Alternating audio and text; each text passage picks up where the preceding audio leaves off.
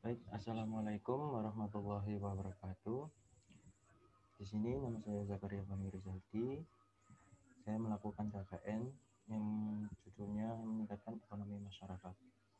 Jadi, ekonomi masyarakat ini dalam COVID-19 ini sangat penting bagi masyarakat untuk mengembangkan diri dan mengembangkan ekonomi kita pribadi.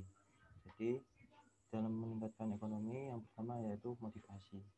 Motivasi itu yaitu dorongan merupakan suatu gerak jiwa dan perilaku seseorang untuk berbuat, sedangkan motif dapat dikatakan suatu driving force, yang artinya suatu yang dapat menggerakkan manusia itu untuk melakukan tindakan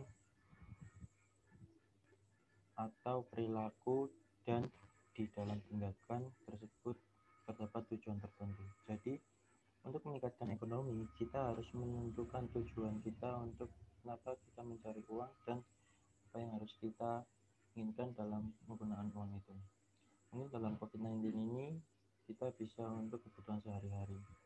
Jadi dalam motivasi kita mencari uang untuk bisa sandang dan pangan kita untuk sehari-harian dalam COVID-19 ini. Untuk yang kedua yaitu planning. Jadi dalam planning ini kita terdapat tiga hal. Sebelumnya yaitu planning adalah rangkaian urutan rasional di dalam penyusunan rencana. Berdasarkan uraian di atas, perencanaan atau planning ini adalah suatu cara bagaimana mencapai tujuan dengan sebaik-baiknya dengan sumber-sumber yang ada lebih efektif dan efisien. Jadi planning ini harus digerakkan untuk kita dalam meningkatkan ekonomi masyarakat kita atau diri kita sendiri. Jadi dalam planning itu terdapat tiga, yaitu planning strategi keuangan, planning strategi lokasi, dan planning strategi pemasaran.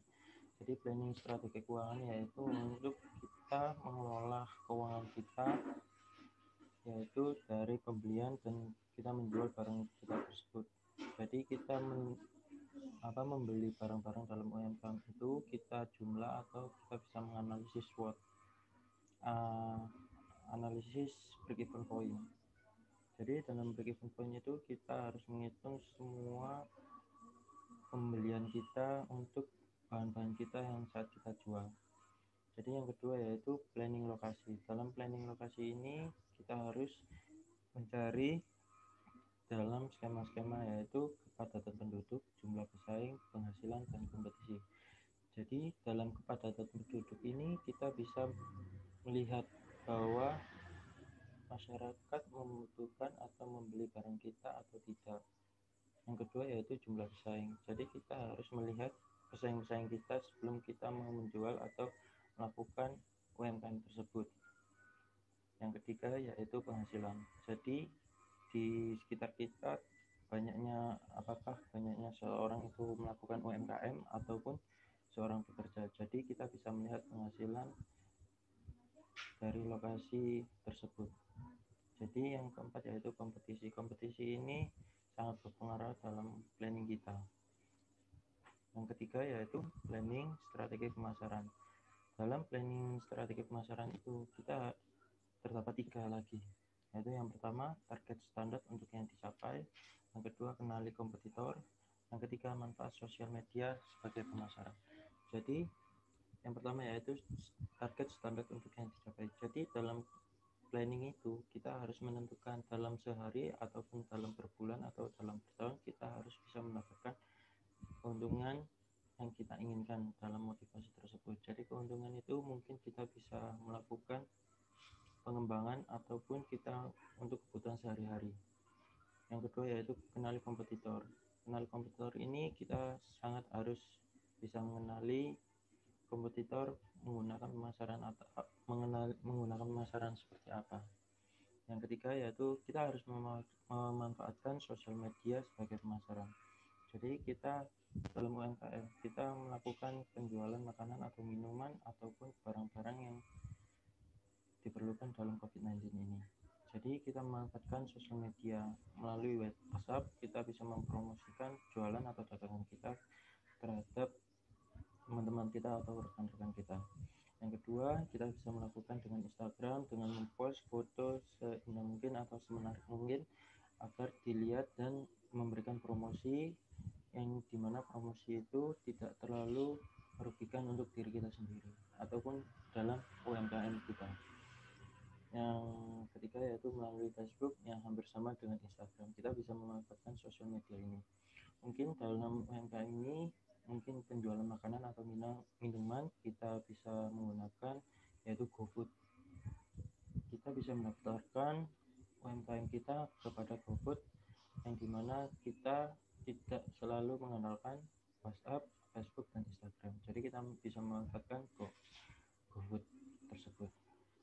Baik, yang terakhir yaitu goals. Goals ialah sasaran kita dalam melakukan usaha saat untuk melakukan planning. Maka kita harus melakukan action saat apa saja yang kita planning dan jangan terburu dengan kepuasan planning kita.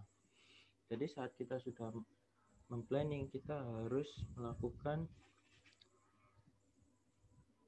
action terhadap usaha kita. Jadi dalam action kita itu saat kita sudah melakukan UMKM tersebut, kita harus menganalisis, menentukan, memperkiraan dan kepuasan dan belajar.